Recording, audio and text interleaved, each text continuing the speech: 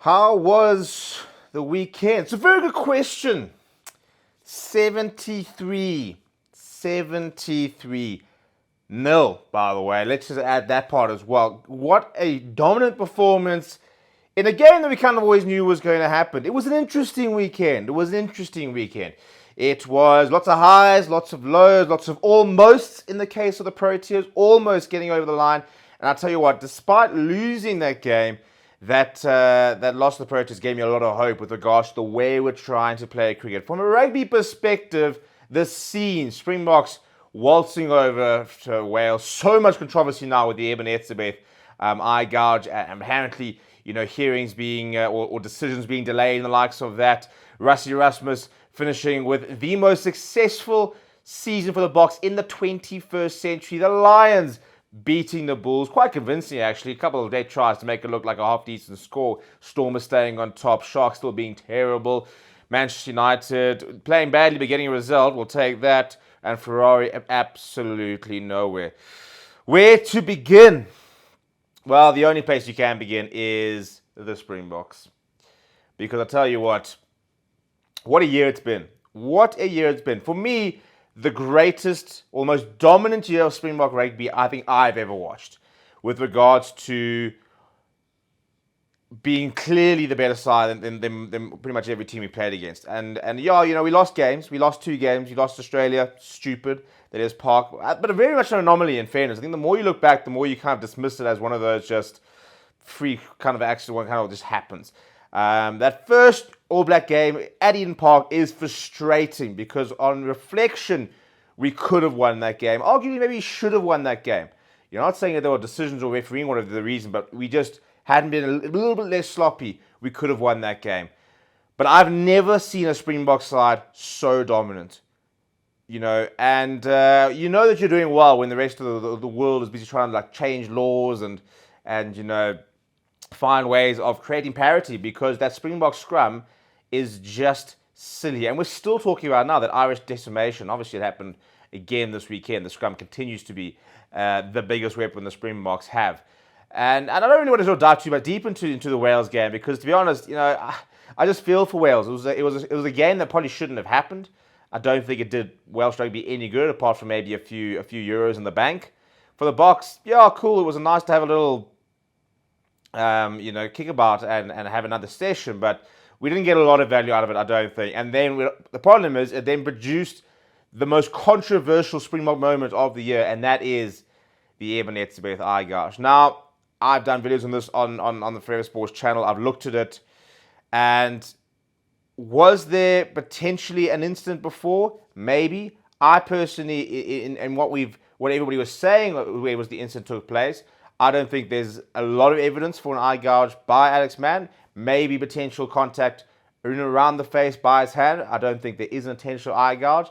But the main thing is, regardless of what happened in the build-up, what then followed is unacceptable. And we're going to see a big ban. And it's going to be big. With now, apparently, we're hearing that the hearing's actually taken place, but the decision could take as long as up to Sunday, because they're not entirely sure what the sanction's going to be, which doesn't bode well, because it means that obviously some people are pushing for a very serious sanction, and now they're having to review it. And several things can be true at the same time. Some players, for example, former players saying that something must have incited that, could very well be the case. We've yet to find kind of exactly what it was or where the evidence is clear and cut that there is. Alex Mann himself was not cited, so apparently from those sort of video angles, they haven't found anything worthy of citing. The biggest problem is, regardless of what happens, you cannot put yourself in a situation that ETZEBETH has, especially the experience he's had, because the optics of his GOUGE, the likes of that, are really, really bad. And that's the biggest problem, is that it's so bad on so many different levels, and there's no real mitigation circumstances. So we could see 6 months, we could see 8 months, we could see a year ban, to be honest. And the ban is deserved. It's going to be an interesting case. It's going to set a lot of precedent if it's a big ban. And as Springbok fans, we kind of now wait to see, well, what does that mean for ETZEBETH? But I mean, what a year for the Boks, really. Just so many breakthrough moments. Sasha's now becoming basically locked down in the number 10 jersey. A huge year for Mali Liebach, who's now finding himself a key part of that 23. You've got a Ruan Nokia, the second most used Springbok in of the year.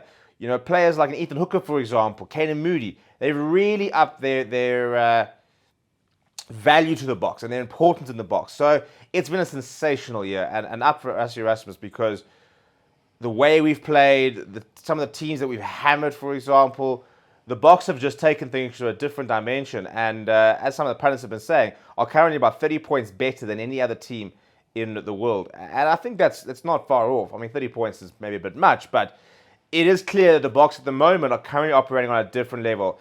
Whether they've peaked too early, I'm not convinced about that whole argument. You know, obviously only time will tell, but I'm not panicking as a Springbok fan. And as a rugby fan, life is pretty good, to be perfectly honest, because the Lions, and what did I say? My men had something in store for me on Saturday. In the build-up of the Bulls game, or the Bok game rather, the Lions going and getting the work done against the Bulls side that was missing a few players, as with the Lions, but on paper still had more Springbok caps, for example, more experience, probably more pedigree officially. But I tell you what, that Lions side, when they turn it on, are proper outfit. Chris Smith turning into prime Aaron Cruden. You know, we had Quan Hall, a couple of chips over the top. Bronson Mills coming in and putting in a huge shift. The forwards getting the work done. I mean, two young props holding firm. It's just good to be a Lions. And I'm just annoyed that we conceded those two late tries because it should have been a beating. You know, we did outplay the Bulls, especially in that second half. Really got going. And then conceded two silly tries towards the end of the game. But good time to be a Lions fan. The only time we'll see URC Cup back in a few weeks' time. Now we've got to move over to the Challenge Cup, which I think we can actually win it. I said that last season. I said it every season. I think we can win the Challenge Cup. Whether we do, well, time will tell. But I think we've got the squad. Well, we've got the team, I think, to beat anybody in the Challenge Cup on their day. And speaking of the team that could be anybody on their day, the Proteas, coming up short, yes. Coming up short. But when you go and look at trying to chase down a score of, 320 plus against India, in India, you don't usually harbour much hope. We then get off to a disaster start. No runs from Rickleton, no runs from Quinton de Kock, for example. And you sit there thinking, well, those are going to be the two that we really thought might have to really kick in. Matthew Breska continues to be impressed with the bat. But what I think is making the Proteas such a good side is we have world-class all-rounders and we have people who can contribute throughout the innings. And you look at the innings from Marco Jansen, you look at the innings from Corbin Bosch, and it just shows you that there are world-class players. But more to the point, there's a world-class mentality that we will fight every single over, session, period, and we've seen that in the test side. And that, I think, is a big hallmark of what Shukri Conrad is doing to the side. It's a mentality shift. South Africa's never had a talent shortage. We don't even have a talent shortage now. Even when Harsha Bogle decided there's no talent in South Africa, well, look at it now. 2 years later, we're WTC champions and made the final of the T20 World Cup. There's no shortage of talent, but I think what we've seen now is a shifting mentality where we never believe we have been beaten. And I think it's been an overdue shifting mentality in terms of taking that pressure of winning trophies, for example, the clickiness sometimes, and say, these are high standards, we've got to be harsh and we've got to be brutal, and basically say, express yourselves. Go out and enjoy your cricket and believe that you can beat anybody because you've got the capability. And I think that is an attitude which we are seeing across the Proteas. And that's why players are coming in, players are going out, but the level change is very low. And we're comfortable dropping our top players, for example, because we've got so many different players performing. It's such a healthy environment that the Proteas currently find themselves in. And long may it continue. Long may also continue, by the way, Manchester United results like this weekend, where we played pretty poorly, in all honesty, but got a result. And we need more of that, and that was a huge result as well. To beat Crystal Palace is a massive result for United. Once again, you then go look at Everton, and you think you beat Everton right now, you are in the top 4, race for Champions League, but it was important to respond. And this is the most frustrating thing with United at the moment, is that you just never know who's going to rock up. You never know what's going to happen. I'm still not convinced about the tactics. Yes, they are slightly starting to change. They're starting to be tweaked a bit. I'm still not convinced about Amarin. I'm still not convinced about a lot of players. And we're now going to go into the transfer market to replace players who I think could already be contributing. Kobe Mainoo should be starting every single match for Manchester United. That is for me, a fact. But he isn't, and that's what's really giving me the doubts. But I mean, good to see Joshua Xerxes scoring goals, Mason Mount scoring goals. He should also be a much bigger part of the team than he currently is. There's a team somewhere there. I don't quite know where, but there's a team somewhere there that might be able to do something in the future. Not entirely sure who's going to stay, who's going to remain, and who's going to be part of that, but there's somewhat of a team that's kind of there. Unlike Ferrari, where there's just no team anywhere, because that's just a complete disaster class, an absolute disaster class. Once again, bad qualifying, bad weekend, and as Ferrari fans, we've clocked out, to be honest. We've clocked out from the season. We have been clocked out for the last few weeks. But what a weekend we've got coming up.